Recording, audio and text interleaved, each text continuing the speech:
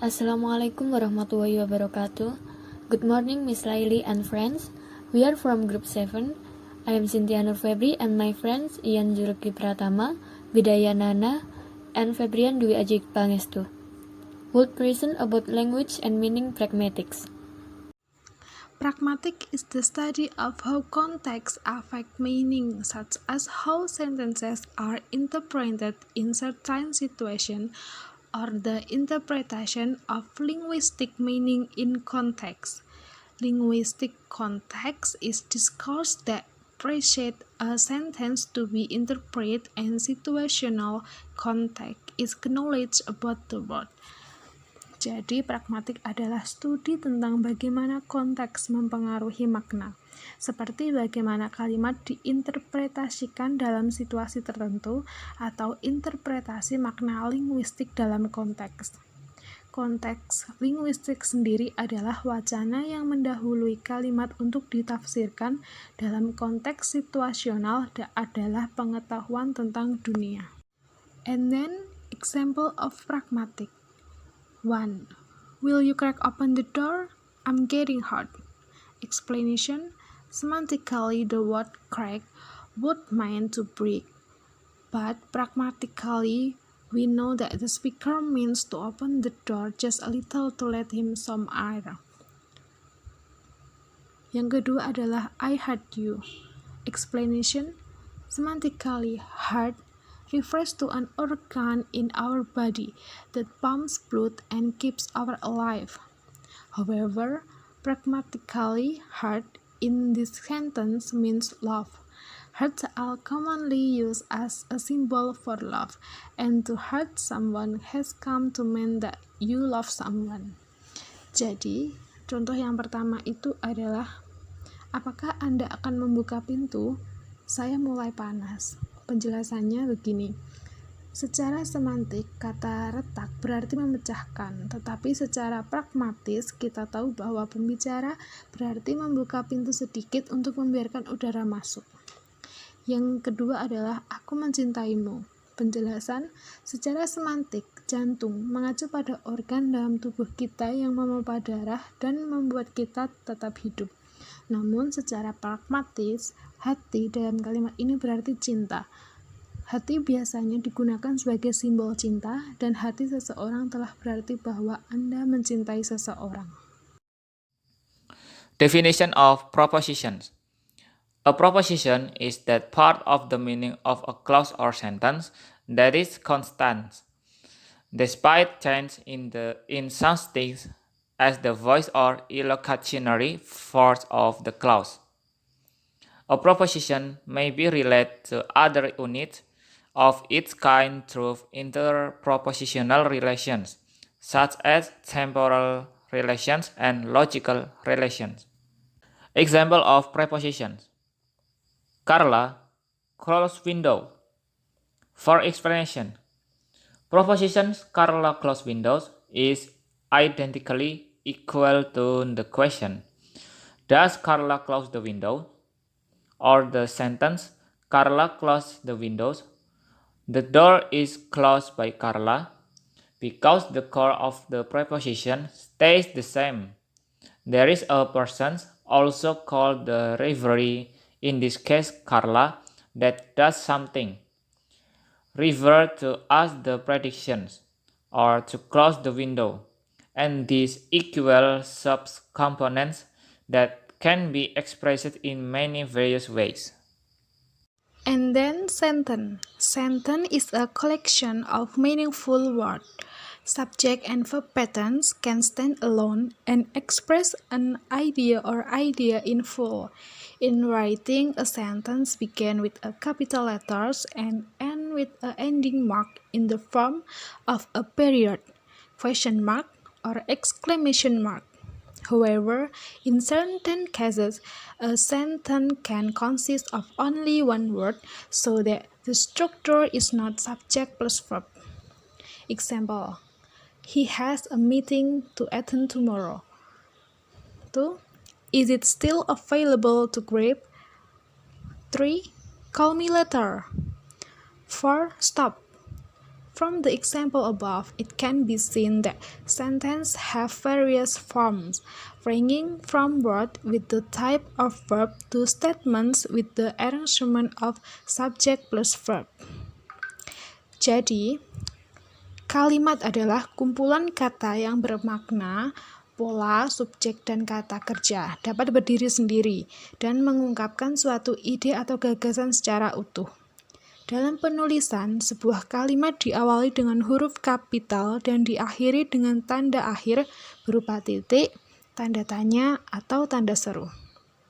Namun, dalam kasus tertentu, sebuah kalimat hanya dapat terdiri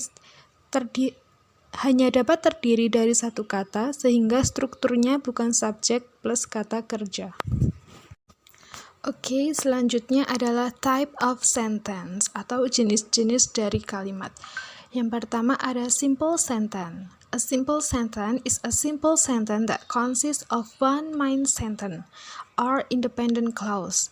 Example, they are going to celebrate the victory. Everything is under control.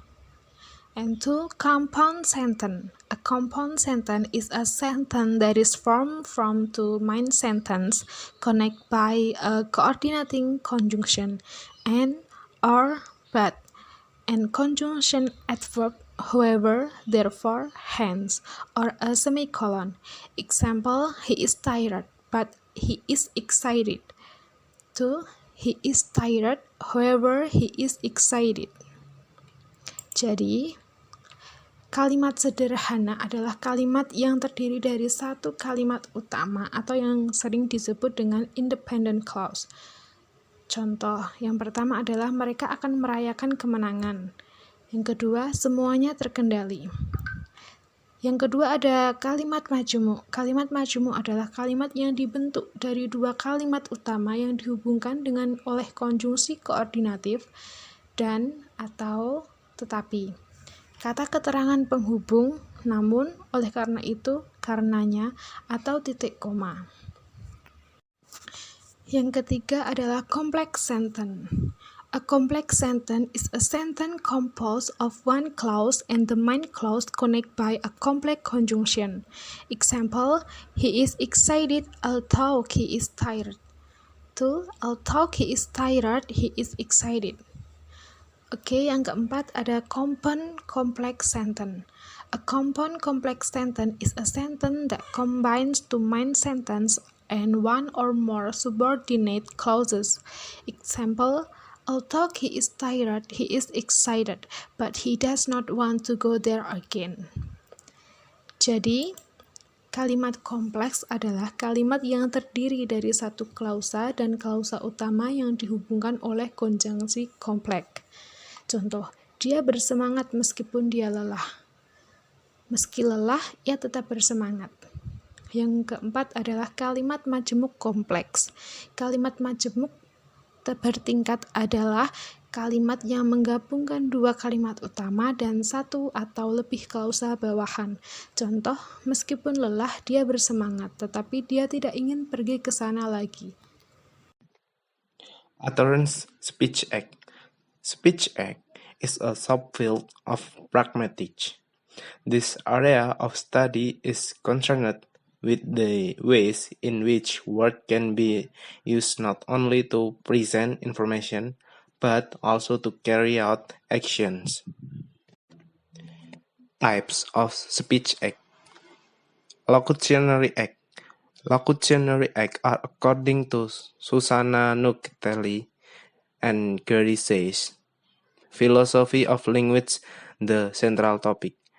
They mere act of producing some linguistic sound or mix with a certain meaning and reference.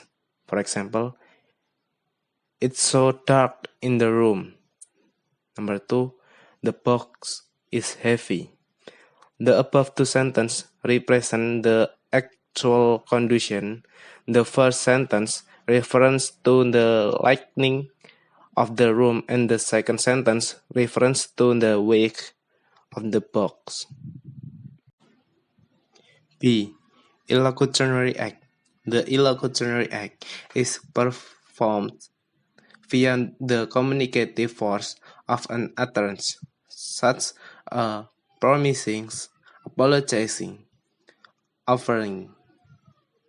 This act is also called the act of doing something in saying something. For example, number 1, it's so dark in this room. Number 2, the box is heavy. Based on the example above, the first sentence shows a request to switch the light on, and the second sentence shows a request to lift up the box. C. Perlocutionary act. Perlocutionary act are acts that carried out by speaker when making a utterance cause in certain effect on the hearer and others. The perlocutionary act is also the act offering someone. Perlocutionary act refers to the effect the utterance has on the thought or action of the other person. For example, it's so dark in this room. Number 2, the box is heavy. Based on the example, it can be inferred that the first sentence is uttered by someone while switching the light on, and the second sentence is done by someone while lifting up the box. Implicator. Implicator is a technical term which refers to what is suggested in a utterance, even though neither expressed nor strictly implied. For example, John is meeting a woman this evening. In that sentence, there is the word John meeting a woman, but John was not meet his mother, his sister, or his wife. Types of implicator. A. Conversational. Conversational implicator are implication defined on the basis conversational principles and assumption, relying on more than the linguistic meaning of word in a sentence. Student A, do you like linguistic? Student B, well, let's just say I don't jump for joy before class. Explanation. Student A asked B about his feeling about the class, and student B said student B didn't celebrate before the class. It showed the uninterested feeling of B about linguistic subject. B. Conventional. Conventional implicator is an implicator that is part of a lexical item or expression agree meaning, rather than derived from the principle of language use, and not part of the condition for the truth of the item or expression. For example, Joe is poor but happy. Explanation. This sentence implies poverty and happiness are not compatible, but spite of this, Joe is still happy. This sentence will always necessarily imply surprisingly, Joe is happy in spite of the being poor. Okay, and the last material is presupposition. Presupposition is to provide assumptions or prediction that are considered in accordance with the usage in the spoken sentence, so as to be able to provide conclusions or initial assumptions of the speaker before making the speech that what will be conveyed is also understood by the speech partner. For example, A. I bought the book Laskar Pelangi by Andrea Hirata. B. The book won the bestseller award, right? Okay, for the example conversation above A, we can find out some assumptions that there is a book entitled Laskar Pelangi. There is an author named Andrea Hirata. Then B, It has a relationship with the first conversation, namely the book written by Andrea Hirata, entitled Laskar Pelangi. It's one of the books that received the bestseller award. Types of presupposition. Number 1. Existential presupposition are presuppositions that show the existence identity of the reference expressed in definite words. For example, the person is walking. It means there are people walking. Number 2. Factive presupposition. A presupposition in which the presupposed information following the verb can be considered as a fact. For example, he didn't realize he was sick. It means that he is sick. Number 3. Lexical presupposition is understood as a form of presupposition in which the conventionally stated meaning is interpreted with the presupposition that another meaning is understood. For example, number 4. Non-active presupposition is a presupposition that is assumed to be incorrect. For example, I imagine being in Hawaii. In fact, I was not in Hawaii. Number 5. Structural presupposition refer to the structure of certain sentences that have been analyzed as regular and conventional presupposition.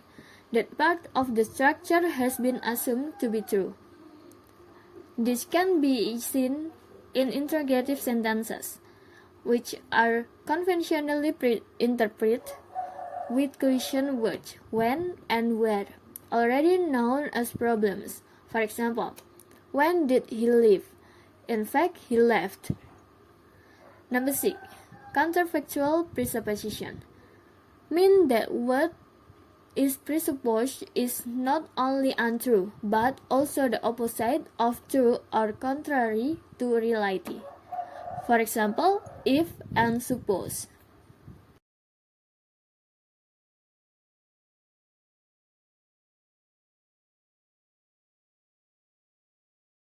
Okay, enough presentations from us. Wassalamualaikum warahmatullahi wabarakatuh.